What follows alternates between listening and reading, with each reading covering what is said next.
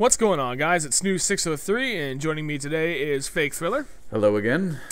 And we're going to finally deliver the video that we've talked about for the past couple days. I know a lot of you guys have been asking me about it in the comments, and I've said we're going to go ahead and give the final overall breakdown of Medal of Honor. That's what this video is all about.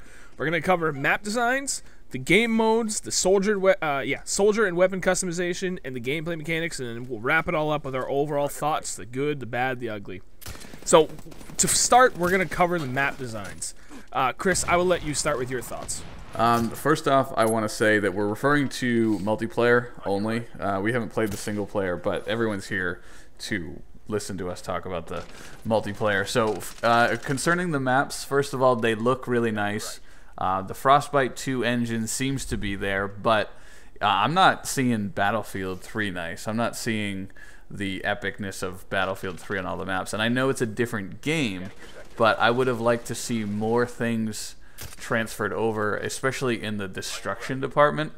I have a really hard time with some of the gameplay mechanics concerning the maps.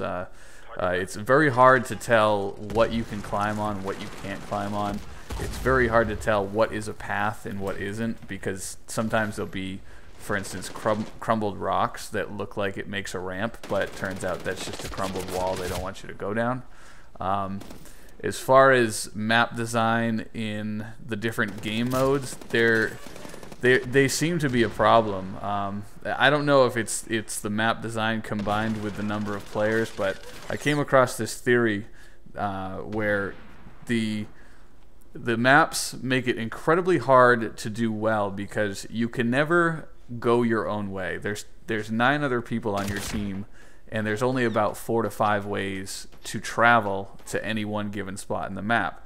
So chances are you have at least 1 or 2 teammates exploring each of those options. So they're already A, either in a firefight with somebody, or B, just killed somebody, and someone might know they're coming that way, or C, they might have just died and now you're stepping up to literally take their place and someone is ready for you. So it creates, the maps themselves create incredibly frustrating situations at a subconscious level.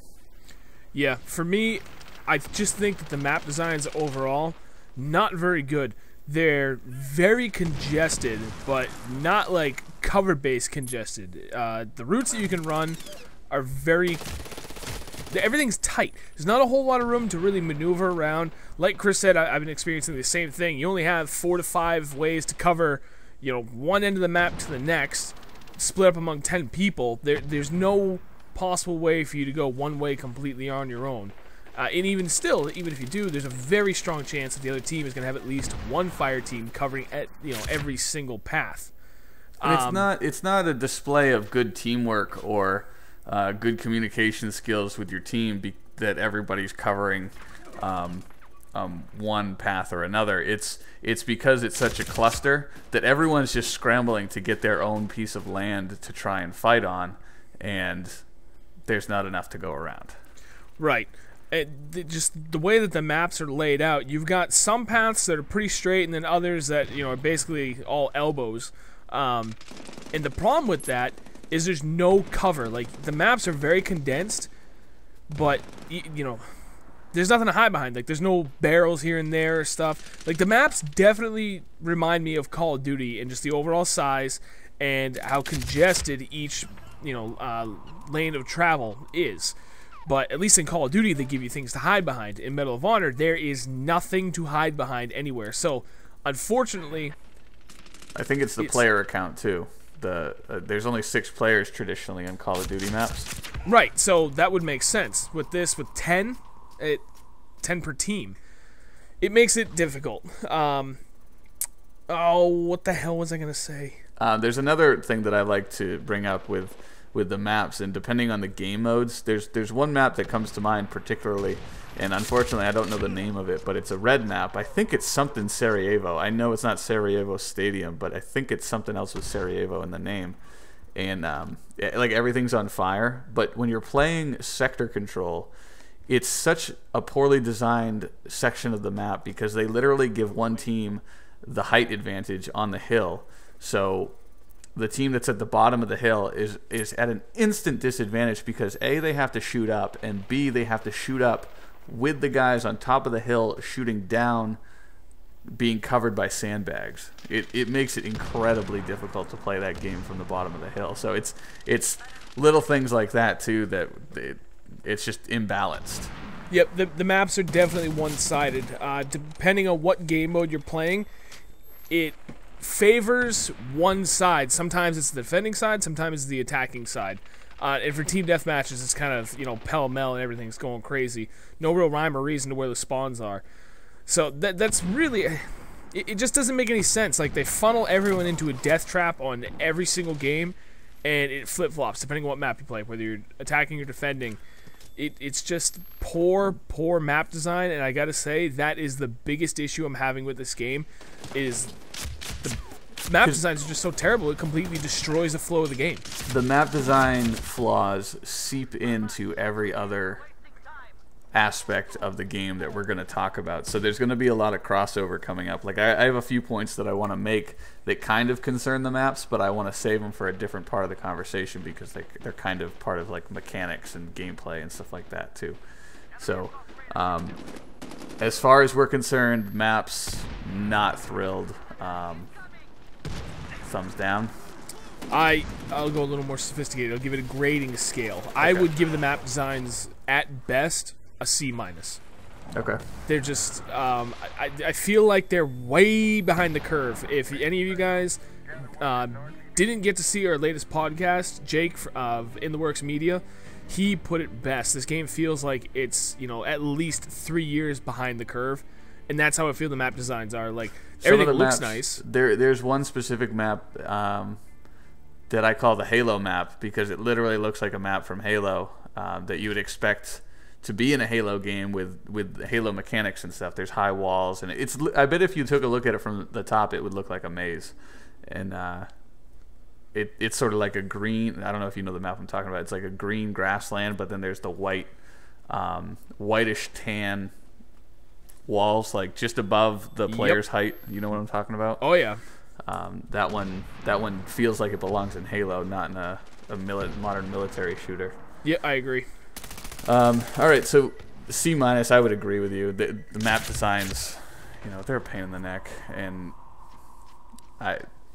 they're a source of a lot of my frustration. But you want to move on to the next category?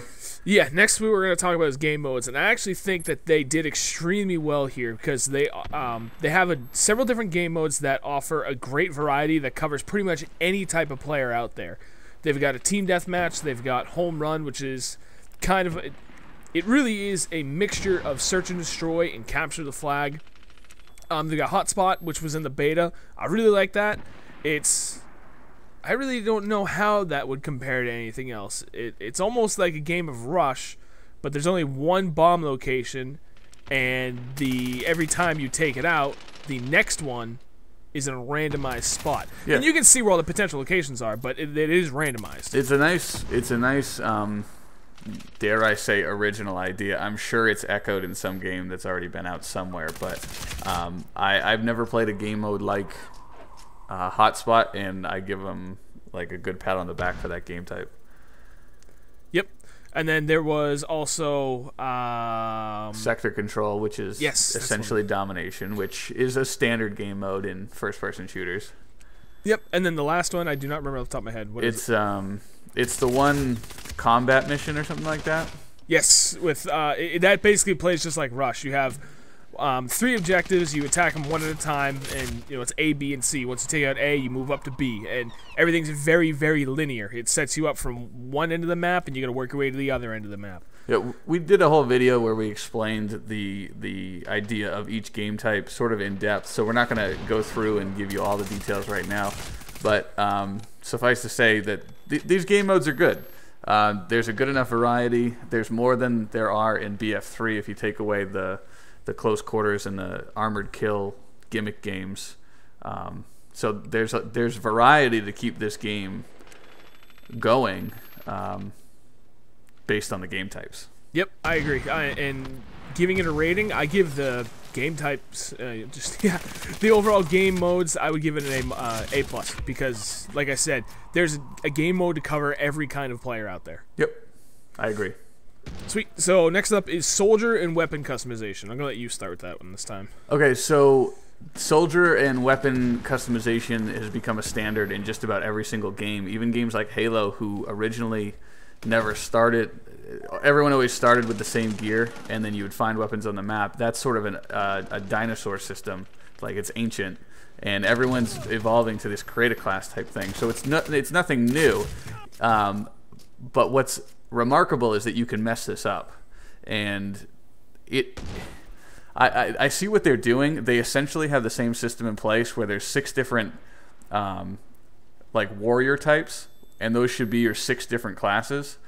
And the problem is it's just so damn confusing because the weapons don't make sense. They all seem exactly the same. The unlocks for the weapon customization happen at the slowest pace I've ever seen. It takes you like an entire night with one gun to get a different sight that is sometimes only visually different. Like it gives you the same magnification and everything, so there's no real nothing new when you unlock it finally. They've removed the progression system that most people are used to. Like the first thing you unlock is a red dot sight, then you move to a suppressor, then you move to a grip. It's weird.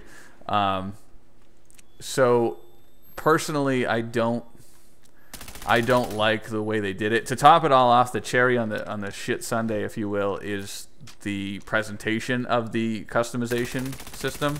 It's a broken mess that is frustrating at best to use. Yeah, the biggest issue I have with it is there's no rhyme or reason to what you get already attached on guns. Like I know Jake said he had the AA-12 unlocked, and it came with like a zoom scope on it, and for a shotgun, that doesn't make any sense. Like some guns you only get iron sights, other you get a red dot sight, others you get a zoom scope. It's usually just like a 3x zoom scope. So just the whole idea behind it just seems randomized, and I don't like that because there's no order to what's going on. Some weapons, literally, the one of the first unlocks you get is the iron sights for your gun. Like you're already equipped with an ACOG, and then you earn the iron sights. It's mind-boggling how they decided that this was a good way to go. Right. The other thing that I really don't like is some of the attachments that they added in there for weapon, for customizing your weapon. Like you can customize the magazine that you put in there, but it doesn't do anything. Yep. It doesn't change the stats of your gun at all. And so sometimes, like the stock of your gun, you can change it, and sometimes it increases your agility or decreases your agility. But then on another gun, it won't do anything. Right. There's just no consistency. It seems like that what is probably one of the most important things about multiplayer, the gun customization, making your gun better as you unlock things, there is no rhyme or reason to how they designed it in this game. And they certainly haven't explained it. Like, I understand that this game, I was thinking about this the other day, like what happens if everyone's jumping the gun and nobody's put in the 20 hours it takes to get a clear view of everything you can do in the multiplayer? But the simple fact is that they haven't come out and explained a damn thing. Half the time, I don't even know what guns I'm using because every single gun is a series of letters and numbers, and the only way they give you to differentiate them one from the other is the location they are on the screen and the shape of them. Like, they just show you the outline of the weapon. It's like you don't even know what it really looks like until you equip it, and then you can see your first-person view of it. It's very counterintuitive in every respect. Everything that we've learned for the past X amount of years does not apply, and it's confusing trying to make what you know apply to this game because it doesn't. I could not agree more. So, I mean, for me overall, the soldier and weapon customization, I mean, there really isn't a whole lot of soldier customization, but the weapon customization in this game is at least 5 years behind the curve. Like, you go back and you play any further, I mean, we're talking Call of Duty 4 now, came out in 2007, and their weapon customization, it is far superior to what is available in Medal of Honor Warfighter. So for me, I mean, I'm giving it a D minus. Actually, you know what? No, I give it a failing grade because it's a fail. There's no rhyme or reason to anything. There's no clear explanations to what you get to unlock and when.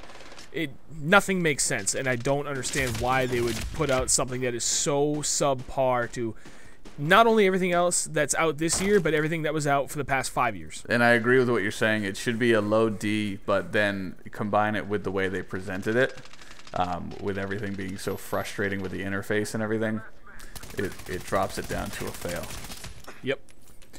So, last part is the gameplay mechanics.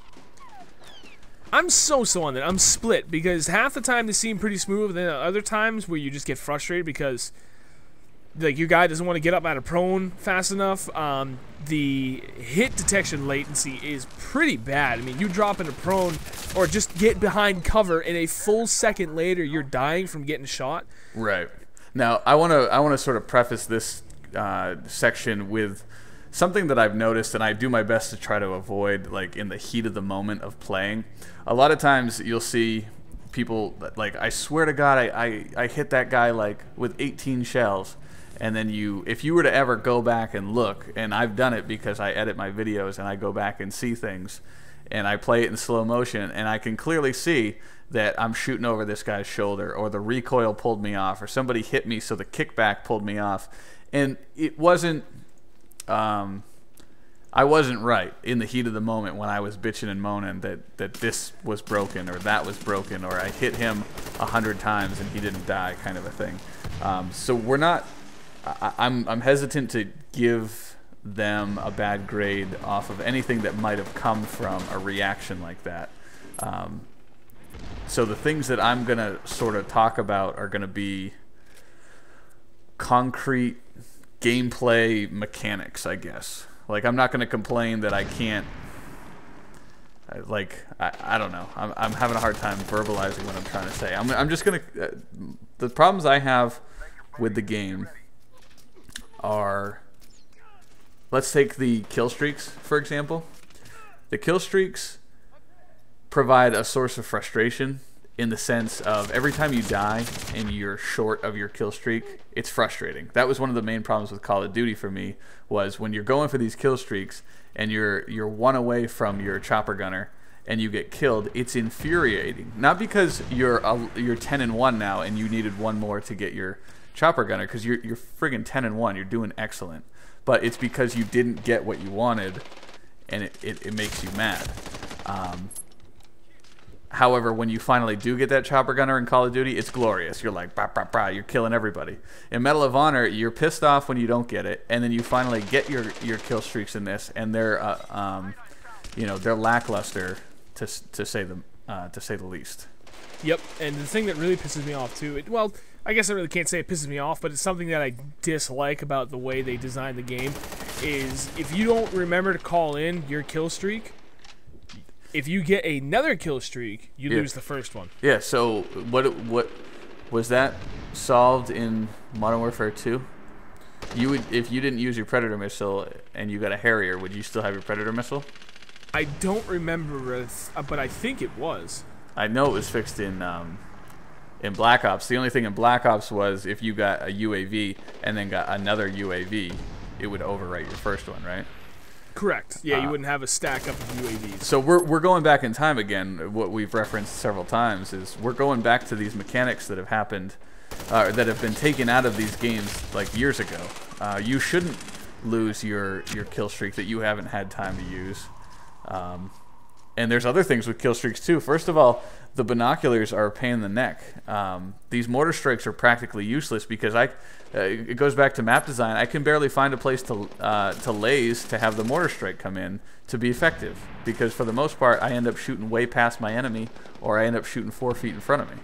Like, it's really hard to actually laze the target that you want to hit. Like, it would just be so much simpler with a Call of Duty system. Open a laptop and pick up a spot in the map.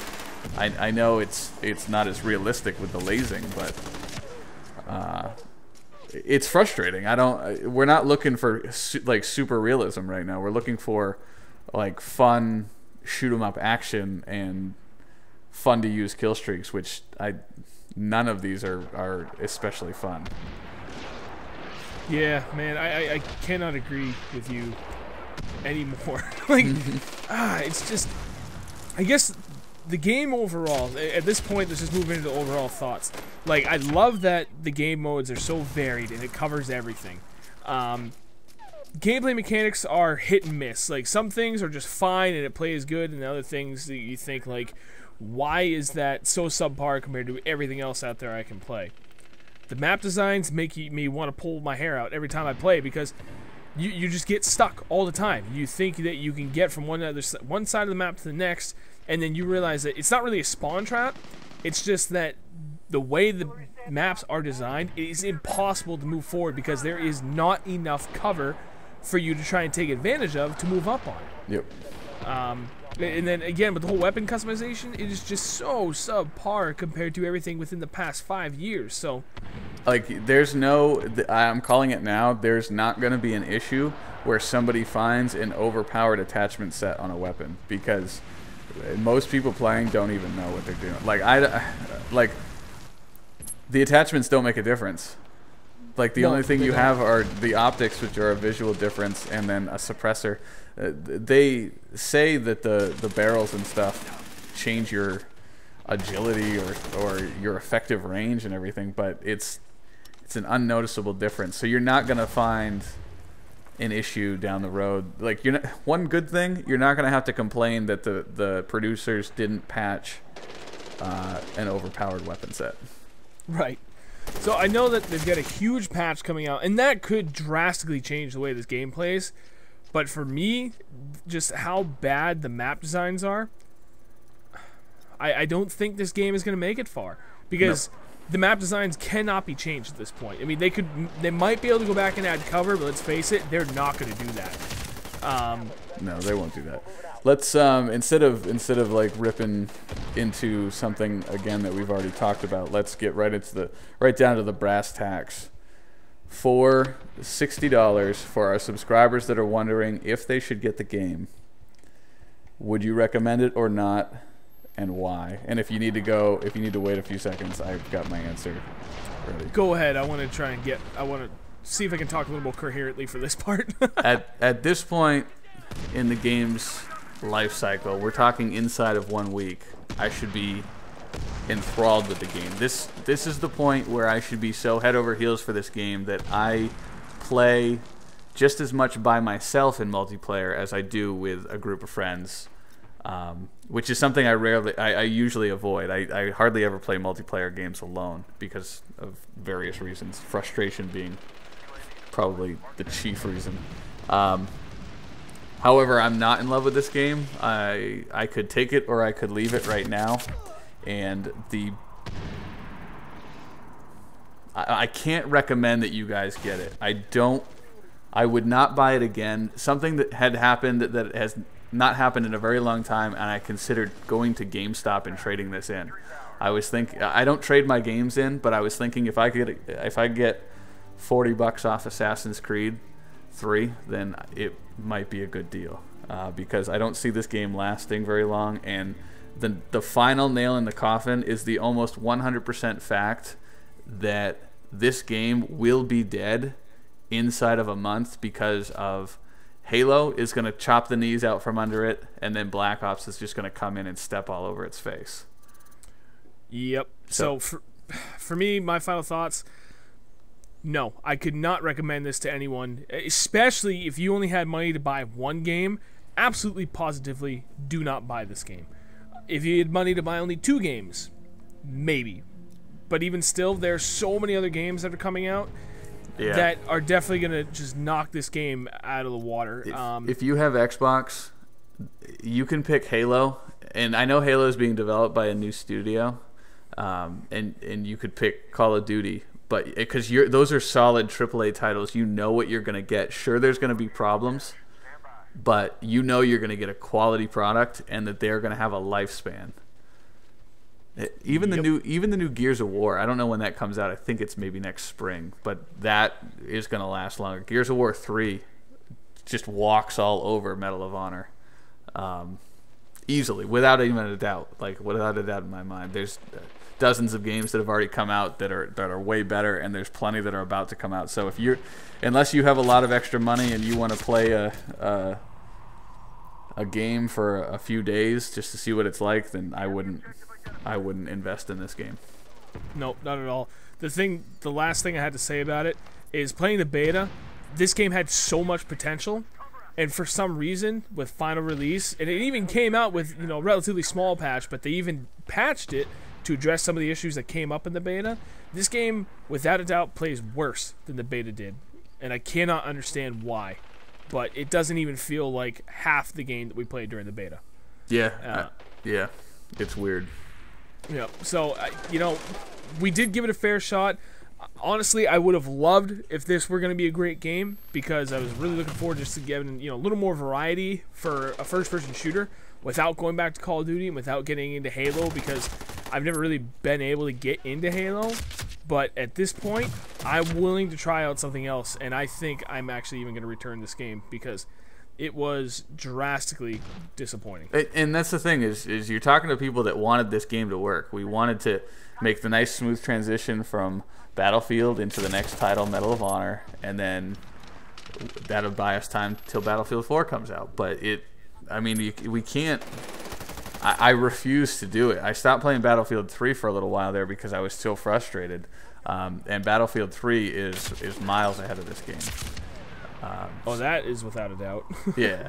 So I'm sorry to anybody who might have just bought this, and I really don't want to sound like we're raining on our parade. Give it a chance, play the game, and make your own opinion. Come across your own findings. Get into it and enjoy it. If you like it already, enjoy it. I'm not going to judge anybody for playing it. If you have fun, then have fun. But I'm having a hard time enjoying myself while playing.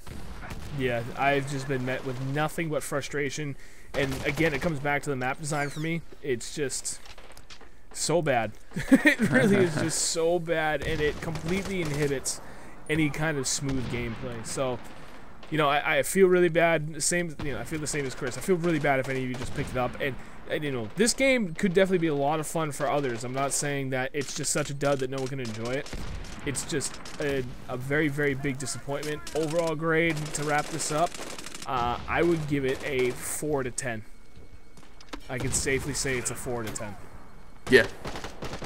I could do plenty of calculations to figure out what exact score I want to give it, but I'd say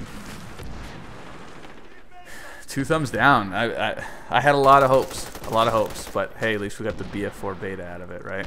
Yep, that is about the only plus side that has come out of this game so far. So, alright, that's going to wrap it up, guys. We appreciate you watching the video, and again, I'm sorry if any of you guys just bought this. Please don't let this completely hinder your ability to play it. If you just bought it and you're watching this right before you go to play, try and erase your memory from all this, and go into it open-minded, because, what we feel isn't what the majority feel. It could be, but I'm certainly not what everyone's going to feel. I guarantee you there's a handful of you that are still watching this. They're going to be like, well, I agree. I disagree with you guys because I happen to like it, and I don't mind any of these so-called issues that you have found. And that's totally fine. Keep in mind, we have different circumstances on what we need to get out of a game, too. We play a game for fun, first and foremost, but there's a lot of stuff behind the scenes that we have to do with a game. And if the overall experience is cumbersome and frustrating, we're less likely to enjoy it. Yep. So, all right, guys. So thanks for listening to the video. I hope this comes across as constructive feedback and clear, thought-out review, as opposed to, a knee-jerk reaction. I hate it. I'm not playing again. We actually waited an entire day from our last play session to make this review, so it was as accurate as possible, and it wasn't as affected by any rage or frustration or glee from any good or bad things that had happened to us. So it's been a half an hour. We'll let you get back to your lives. Alright, guys, thank you for watching the video as always. Leave some comments, give us some feedback, let us know what you think of the game. and we will catch you guys next time.